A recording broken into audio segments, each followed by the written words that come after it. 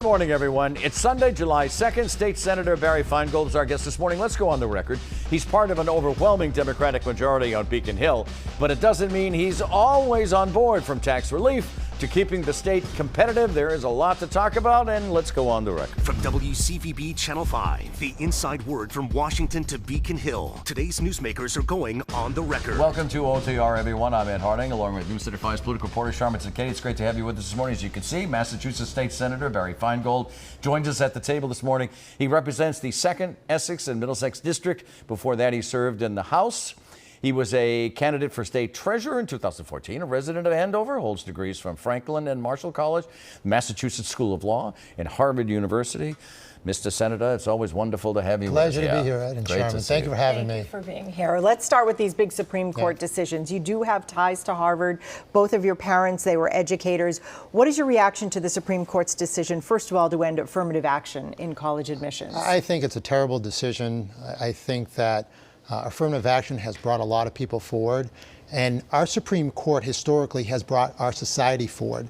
Now, we look at like historic cases like Brown versus Board of Education. It brought our society forward. Now I feel like the Supreme Court is bringing us back. And as Justice Brown said, no one benefits from ignorance. And I feel like this is definitely a step in the wrong direction. I also want to ask about the court's ruling in another 6-3 decision that a Christian business owner who designs wedding websites can refuse to work with same-sex couples. What is your reaction to that? It's not what we should be about as a society. We should not be discriminated against people. We should take people for who they are and not discriminate against them. And to me, this is discrimination where some business won't serve or put together a same-sex marriage website. So terrible decision, puts our country back 30 years ago, and I think it's a big mistake. Do you think the court's decisions, the court's latest rulings, are in line with public opinion? Definitely not. They're not where people are at, and I think we're paying the price for the Trump years where he pointed justices were extreme. And I think people like Bush, people like other people wouldn't have appointed such extreme justices the way we have now, and I think it's very problematic. There are those who believe that the High Court should be expanded. Is that the future? Let me phrase it that way. I don't think that's the solution because, you know, all of a sudden you expand and then you have someone who's extreme like Trump and they're going to put more judges on there. I think what needs to happen is, I think it's unfortunate that, you know, Ruth Bader Ginsburg should have retired earlier, and this way you could add a different person in the Supreme Court. But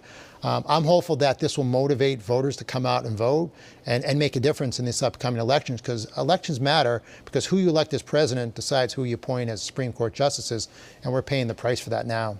And next item, a joint legislative negotiating committee is working out a tax relief package. Senate Democrats approved almost $600 million in relief, and that did not include a Republican proposal to cut short-term capital gains, which you cross party lines to support, right? Yeah. So will the Senate's plan hurt the state's competitiveness, do you think? Well, I think people first do not understand that short-term capital gains, the majority of people that are impacted are people that make less than $100,000 a year. Many people are elderly. So I would have liked us to do that, but listen, this is a democracy. Sometimes you always don't get what you want.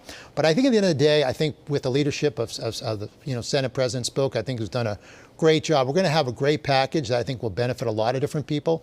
And I do think at the end of the day, it will keep us, competitive as a state. Keep Massachusetts competitive. I think it will. I think we have so much in the state to offer. If you looked at our state, we are top 10, economies when you look at GDP. So there's a lot of good things about our state, but we can't take, people for granted. We can't take our companies for granted. And that's why we have to make sure that we have a tax package that is competitive. Right, you hear about a lot of these other states who are alluring to some business. Why do you think Massachusetts is losing population? Do you think it's the tax burden? Do you think it's the cost of housing, or is it the weather? Well, listen, I think we can't do anything about the weather. I think housing has a really big deal. And it's impacting. I mean, we're 200,000 houses short right now. And I think when we think about housing, we can't subsidize our way out of this. We have to have more production. And we need more things like 40B. We need more things like the MBTA, Community Zoning Relief Act, which was going to help have more production.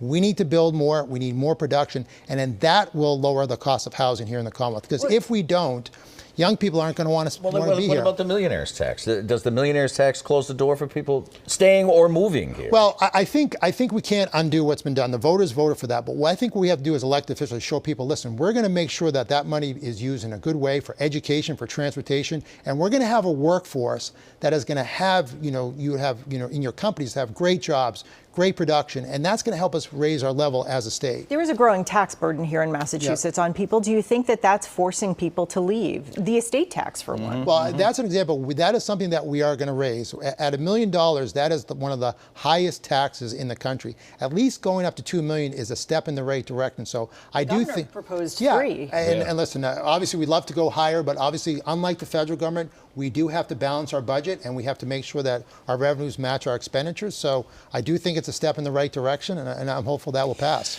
I'd love to talk about artificial intelligence, Yeah. AI, because it is here and you know, here and deal with it, right? Yeah. So you even used it. You used it, right, to Yeah. write a bill that would set up some guardrails. Yeah. So it would require the companies to disclose information about their algorithms to the Attorney General's office, Yeah. do risk assessments, and program models to root out plagiarism. Can you effectively regulate AI? Well, I think the important thing to know is that we have to be ahead of this. Unlike with social media, I felt like we were behind it. But ultimately, what really needs to happen, the federal government has to be the leader on this. We can't have 50 different policies for artificial intelligence from 50 different states. So I think there's a good chance the federal government will step up and they will, have a plan, because as Bill Gates says, you can't stop artificial intelligence, because if we try to stop it, China's not going to stop it. So we have to be competitive in the sense that we need to know what's going on out there. But artificial intelligence used in a negative way could be very harmful to society. But on the flip side, used in a very positive way, there's an enormous amount of benefits. In the absence of federal action, what could states do? Well, I think some of the things that we've talked about is at least having companies tell the Attorney General, okay, what are you using artificial intelligence for, and what are the ramifications for it? So at least we understand and are monitoring this type of stuff. What I also want to do is I also want to make sure we pass a privacy bill. We've given the federal government ample opportunity to pass a federal privacy bill. That hasn't happened. Too much of our data is being sold. Too much of our data, we don't know where it's going. And I think people should have more control about when you're on your phone, and especially our young people, to make sure that information isn't going to places that we don't want. All right, let's talk about hate crimes in Massachusetts. They are on the rise. A synagogue in Taunton became a target earlier this month. An Anti-Defamation League report put Massachusetts second only to Texas in the amount of white supremacist propaganda distributed last year. Now, that report wants lawmakers to tackle online harassment, including doxing, publishing private identifiable information online. You're sponsoring that bill. You believe that bill is very important. The ADL is supporting you in that. Why do you think it hasn't gone through yet? Well, I still think it can go through, and I think it's really important that we have this, that if someone puts your information out on the internet and the web and it's unlawful, you can basically sue them civilly to make sure that it stops. That's not in place now. I think that's really important. But I think the bigger... You effectively find someone. Exactly. Okay. And I think what we also have to do is education. We had an incident a couple years back with Duxbury High football. Right. And when they were making audibles, they were using Auschwitz and names of Jewish concentration camps. The thing we found out is these young people didn't understand what it meant.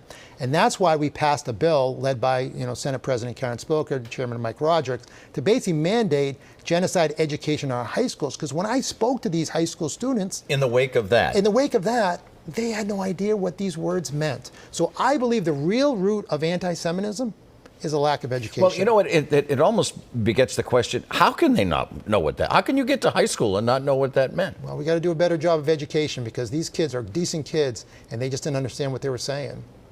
We continue on the record with Senator Feingold after this break.